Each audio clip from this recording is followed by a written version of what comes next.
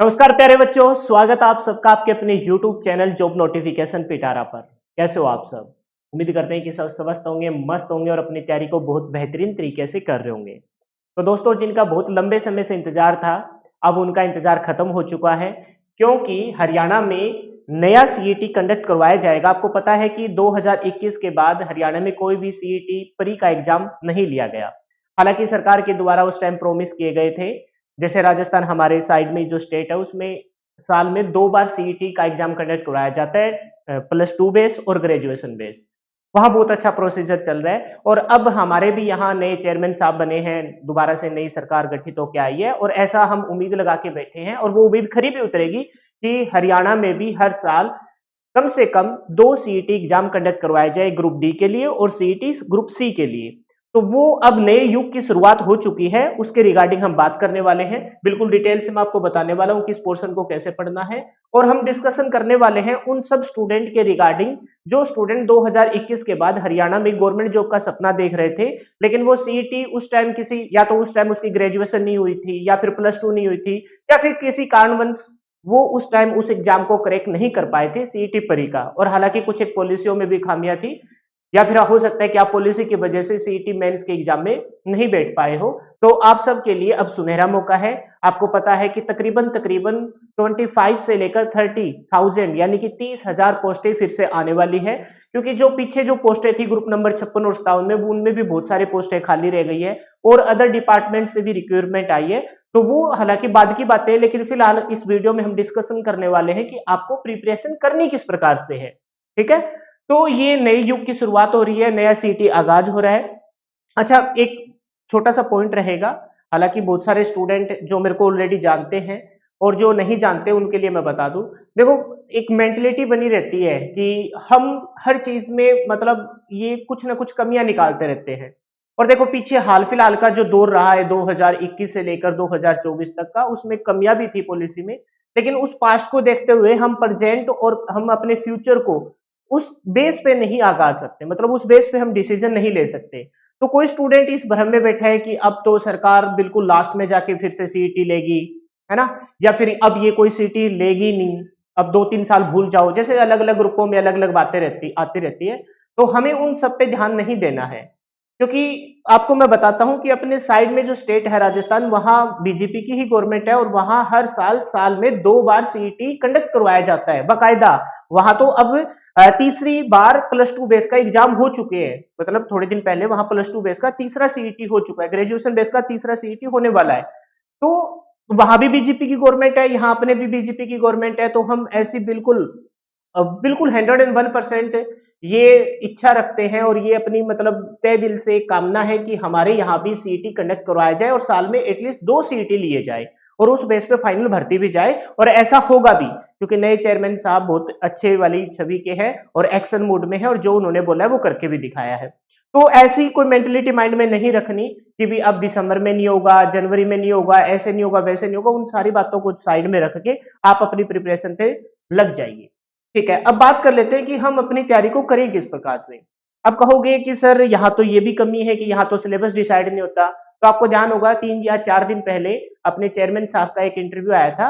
उन्होंने एक बच्चों के सामने प्रेस कॉन्फ्रेंस में बच्चों से ओथ ली थी, है ना, ओथ करवाई थी उनको कि भी जिस प्रकार से आप बिना पर्ची बिना खर्ची गवर्नमेंट एम्प्लॉय बने हो, ठीक उसी प्रकार से आपने डिपार्टमेंट में भी बिना रिश्वत के, बिना मतलब एक दूसरे के अप्रोच से वर्क करना है। और उसी दौरान किसी एक स्टूडेंट ने पूछा था, सर हरियाणा में एक सबसे बड़ी कमी है कि यहाँ सिलेबस डिसाइड नहीं होता। तो उन्होंने कहा कि भाई इसको इम्प्रूवमेंट करने के लिए मेरे को थोड़ा टाइम लगेगा, लेकिन मैं नए सीईटी तक आपको डेफिनेटली एक प्रॉपर सिलेबस आपके सामने रख दूंगा और उस बेस पे ही आपके एग्जाम कंडक्ट करवाए जाएंगे।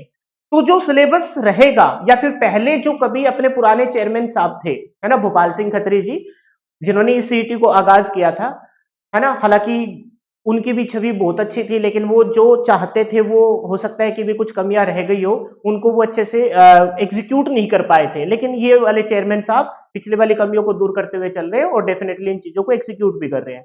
तो उस टाइम एक सिलेबस डिसाइड हुआ था, वो सिलेबस मैं यहाँ डिस्कशन करने वाला हूँ। इसमें हो सकता है कि 1-2% ऊपर नीचे हो जाए और इस सिलेबस के अकॉर्डिंग आप अपनी प्रिपरेशन स्टार्ट कर दीजिए। ठीक है, किसी भी पोर्शन को इग्नोर नहीं करना है।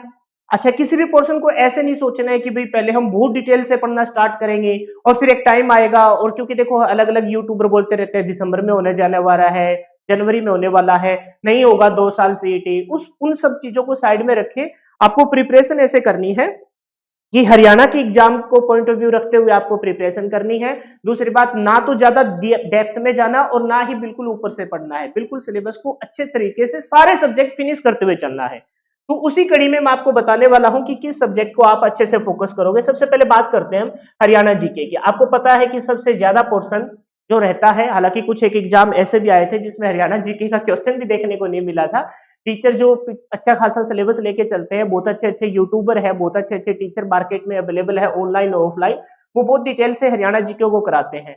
लेकिन एक दो एग्जाम ऐसे भी हो गए थे जिनमें हरियाणा जीके के क्वेश्चन देखने को नहीं मिले। लेकिन उन बातों को साइड में रखते हुए आपको सबसे पहले जो फोकस करना है वो करना है अपनी हरियाणा जीके पर। अच्छे से करना है। कोई स्टूडेंट जिसने पहले हरियाणा जीके कर रखी है तो वो अपने डाटा को अपडेट कर ले, या फिर कोई स्टूडेंट बिल्कुल बिगनर है, या फिर वो स्टूडेंट जिसने पहले अच्छे से हरियाणा जीके नहीं की, जाते जाते टाइम प्रीवियस ईयर के क्वेश्चन पढ़ के चला गया, 2 3 2.5 हजार मोस्ट इंपोर्टेंट क्वेश्चन पढ़ के चला गया। हालांकि आपको पता है कि 2 2.5 हजार 3 हजार क्वेश्चन कर लेते हैं तो उसमें से 17 18 क्वेश्चन हूबहू आ जाते हैं।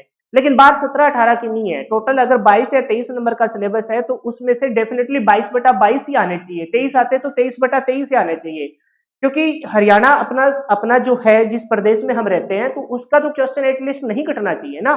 तो सबसे पहले आप हरियाणा जीके पे फोकस कर लीजिए।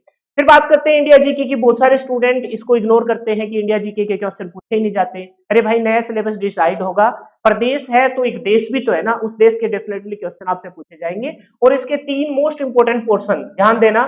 सबसे पहले तो हिस्ट्री, फिर दूसरे नंबर पे बात करूं तो मैं पॉलिटी, और फिर तीसरे नंबर पे बात करूं तो मैं जियोग्राफी, है ना। आप चाहो तो इकोनॉमिक्स को भी इसमें ऐड कर सकते हो, जो कि आपको पता है कि एग्जाम के पॉइंट ऑफ व्यू से भी क्वेश्चन पूछे जाते हैं। तो ये टोटल 4 पोर्शन आपको इंडिया जीके में कवर करने हैं, हिस्ट्री, पॉलिटी, ज्योग्राफी और इकोनॉमिक्स। अब इन चारों पोर्शनों को आप अच्छे से कवर कर लेना, ठीक है। ये मेरा बताने का पॉइंट ये है कि बच्चे इग्नोर करने लग जाते हैं, तो आपको ऐसे इग्नोर नहीं करना कि 20 पोर्शन को हम छोड़ देते हैं, हम हरियाणा जीके पे फोकस कर लेते हैं, उसका खामियाजा आपको आगे जाके भुगतना पड़ सकता है।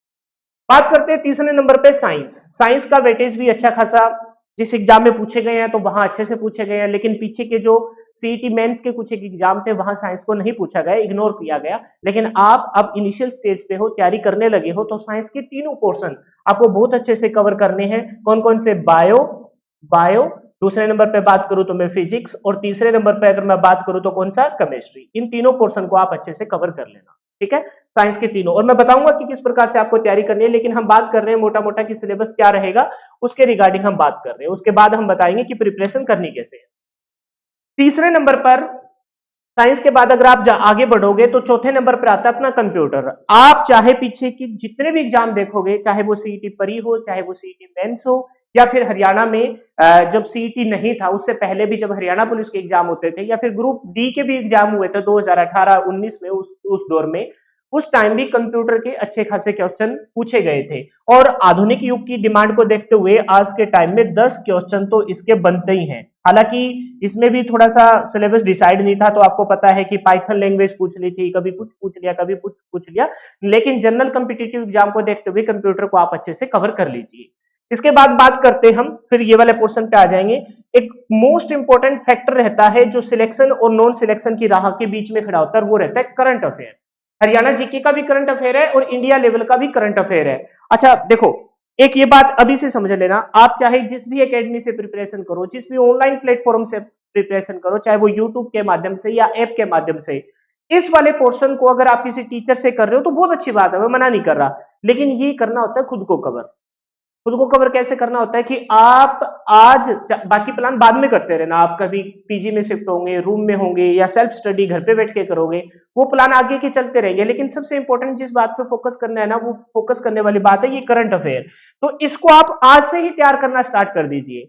कोई भी एक चैनल पकड़ लीजिए यूट्यूब पे, या फिर कोई एक मैगजीन ले लीजिए, वही मैगजीन रहे लास्ट फर्स्ट से एंड तक। जैसे जो बड़े लेवल की तैयारी करते हैं वो प्रतियोगिता दर्पण पढ़ते हैं, आपको उतने बड़े लेवल की लेने की जरूरत नहीं है। मार्केट में कोई भी एक पतली सी बुक 10-15 नंबर की ले सकते हो, उससे पढ़ना स्टार्ट कर दीजिए। रही बात कि यूट्यूब से पढ़ते हो तो कोई एक चैनल पकड़ लीजिए, उसकी सुबह उठते ही चाय के साथ, चाय नहीं पीते हो तो जो भी आपकी रूटीन के वर्क होते हैं उसके साथ करंट अफेयर देखिए। दिन में उसको 1.5 की स्पीड पे देखिए और शाम को सोते समय उसको 2 की स्पीड पे देखिए। देखते रहिए, उसको नोट करने की जरूरत नहीं है। हमने एक ऐसा यूट्यूबर भी देखा है जिसके माध्यम से उनका चैनल इतने पीक पे चला गया, आप जानते भी होंगे, उसकी 1.5 या 2 घंटे के आते हैं, बहुत अच्छा कराते हैं, नो डाउट। मैंने भी कभी कभी उनका सेशन अटेंड किया है, लेकिन भाई इतना टाइम नहीं है। हरियाणा की एग्जाम में आपको इतना टाइम किसी सब्जेक्ट पे पर्टिकुलर देने की जरूरत नहीं है, सिलेबस भी कवर करना होता है। छोटी छोटी चीजों को यहाँ इकट्ठा कर कर एक अच्छा खासा बंडल बनाया जाता है। करंट अफेयर पढ़िए, 10 से 15 मिनट की कोई वीडियो हो, सुबह 1 की स्पीड में, दोपहर में 1.5 की स्पीड में, रात को सोते समय 2 की स्पीड में, आपके लिए बहुत हेल्पफुल रहेगी। अब आ जाते हैं इस वाले पोर्शन में। इस वाले पोर्शन में एक चीज ध्यान देना आप, बच्चों की हो सकता है कि कोई एक पोर्शन आपका, ये कौन सी शेप अपन से सिलेक्ट, इसको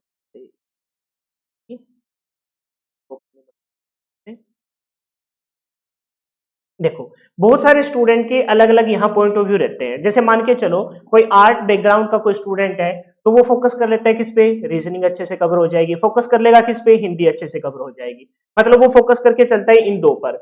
लेकिन अगर कोई साइंस बैकग्राउंड का स्टूडेंट है तो वो फोकस कर लेता है किस पे मेरे भाई, वो फोकस कर लेगा अपने किस पे, मैथ पे कर लेगा फोकस, रीजनिंग मैथ के साथ हो ही जाती है, और इंग्लिश कर लेगा अच्छे से, हिंदी को इग्नोर कर देता है। ठीक है। अगर कोई कॉमर्स बैकग्राउंड का है तो उसको लगता है कि भाई कोई 2 पोर्शन अच्छे से कर लेते हैं, बाकी एक सब्जेक्ट को इग्नोर कर देते हैं। बस सबसे बड़ी कमी यही है। आपको इतना लेवल का भी नहीं पढ़ना कि भाई आप एसएससी सीजीएल लेवल का मैथ पढ़ने लग जाओ, बहुत अच्छे अच्छे टीचर पढ़ाते भी है, लेकिन आपको इतना हल्का भी नहीं पढ़ना कि आप वैसे ही प्रीवियस ईयर के क्वेश्चन करके चले जाओ। जो सिलेबस आपको जनरल कॉम्पिटिटिव एग्जाम का मैथ का होता है, रीजनिंग का होता है, इंग्लिश का होता है, हिंदी का होता है, उसको एटलीस्ट एक बार आप अच्छे से फिनिश कर लीजिए, और फिर प्रीवियस ईयर के क्वेश्चन के अकॉर्डिंग उनकी प्रैक्टिस करते रहिए। तो चारों के चारों पोर्शन आपके मोस्ट इंपोर्टेंट है, और चारों को आप इग्नोर नहीं कर सकते, चारों पोर्शन आपको कवर करने हैं। चाहे बात करूं मैं मैथ की, चाहे बात करूं मैं रीजनिंग की, चाहे बात करूं मैं इंग्लिश की, और चाहे बात करूं मैं हिंदी की। और किसी भी भ्रम में मत रहना कि पीछे एग्जाम में पूछे गए थे, नहीं पूछे जाएंगे, इस बात को छोड़िए। पहले आपका दायित्व बनता है कि आप अच्छे से एक बार इनके सिलेबस को फिनिश कीजिए। तो भाई ये थी मोटी मोटी बात, को भी नेक्स्ट वीडियो में आपको बताएंगे। आप चैनल पे नए हो तो चैनल को सब्सक्राइब कर लेना, नोटिफिकेशन बेल को ऑन कर लेना, क्योंकि आगे मैं आपको टाइम टू टाइम मतलब ये अपडेट करता रहूंगा कि किस प्रकार से किस सब्जेक्ट को पढ़ना है। और अगर वक्त मिला, या वक्त तो वैसे है क्योंकि अब आपको पता है कि अपनी पीछे वाली जो भर्ती थी उसमें गवर्नमेंट जॉब में सिलेक्शन हो गया, तो अब अगर मतलब छोटा मोटा जैसे भी मेरे को टाइम अवेलेबल होगा तो मैं आपको डेफिनेटली कोई ना कोई सब्जेक्ट आपके सामने यूट्यूब पर फ्री ऑफ कॉस्ट या फिर कोई ऐप के माध्यम से मिनिमम चार्जेस में आपके सामने आएंगे लेके। लेकिन तब तक आप अपने तरीके से जिस भी टीचर के आप टच में हो, जिस भी बुक से आप पढ़ रहे हो, पढ़ते रहिए और सिलेबस को अच्छे से कवर कर लीजिए। और इस भ्रम में मत रहना कि भाई अब तो दिसंबर में होगा कि नहीं होगा, जनवरी में होगा कि नहीं होगा, और कुछ एक ऐसे भी भारत ही आपको मिल जाएंगे कि भाई 2 या 3 साल तो कुछ नहीं होगा। इन चीजों को इग्नोर करके आप अपनी प्रिपरेशन स्टार्ट कर दीजिए। फिलहाल के लिए इतना ही, पढ़ लीजिए, सिलेक्शन ले लीजिए, इससे अच्छा कुछ भी। जय हिंद, जय भारत, मिलते हैं नेक्स्ट वीक।